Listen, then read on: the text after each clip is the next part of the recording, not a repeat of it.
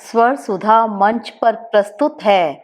आध्यात्मिक जानकारी के अंतर्गत अष्टविनायक गणेश जी के 8 रूप। आज हम जानेंगे गणेश अवतार लंबोदर के बारे में। लंबोदरावतारो व क्रोधासुर निबर्हण शक्ति ब्रह्माखुग सदयत तस्य धारक उच्यते। भगवान श्री गणेश का लंबोदर नामक अवतार सतस्वरूप तथा शक्ति ब्रह्म का धारक है। इसका भी मूषक वाहन है। भगवान विष्णु के मोहिनी रूप को देखकर भगवान शिव काम मोहित हो गए। जब भगवान विष्णु ने मोहिनी रूप का त्याग किया तो कामारी का मन दुखी हो गया। उसी समय उनका शुक्र धरती पर स्खलित हो गया। उससे एक परम प्रतापी काले रंग का असुर पैदा हुआ। उसके नेत्र तांबे की तरह चमकदार थे। वह असुर शुक्राचार्य के पास गया और कहा, प्रभु मुझे शिष्य स्वीकार कर मेरा पालन करिए तथा मेरा नामकरण करने की कृपा करें। शुक्राचार्य कुछ क्षण ध्यान मग्न हो गए। विचार करने के बाद अपने इस योग्य शिष्य का नाम क्रोधासुर रखा। उन्होंने उसका संस्कार कर अपनी शिक्षा से उसे भली भांति योग्य बनाया।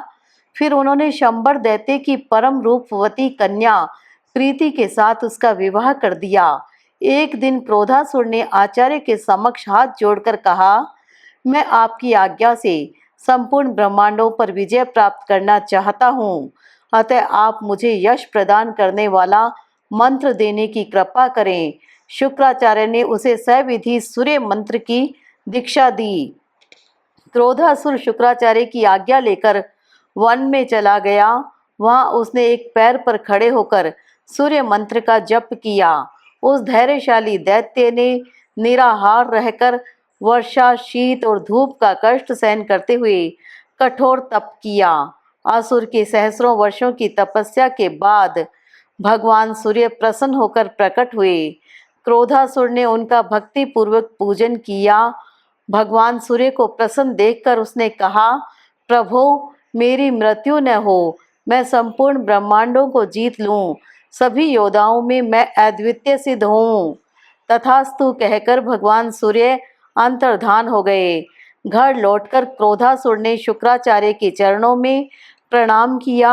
शुक्राचार्य ने उसका आवेशपुरी में दैत्यों के राजा के पद पर अभिषेक कर दिया। कुछ दिनों बाद उसने असुरों से ब्रह्मांड विजय की इच्छा व्यक्त की। असुर बड़े प्रसन्न हुए। विजय यात्रा प्रारंभ हुई। उसने पृथ्वी पर सहज ही अधिकार कर लिया। फिर वह अमरावती पर चढ़ दौड़ा। उसके डर से देवता भाग गए। स्वर्ग भी उसके अधीन हो गया। इसी प्रकार वैकुंठ और कैलाश पर भी उस महादैत्य का राज्य स्थापित हो गया। क्रोधासुर ने भगवान सूर्य के सूर्यलोक को भी जीत लिया।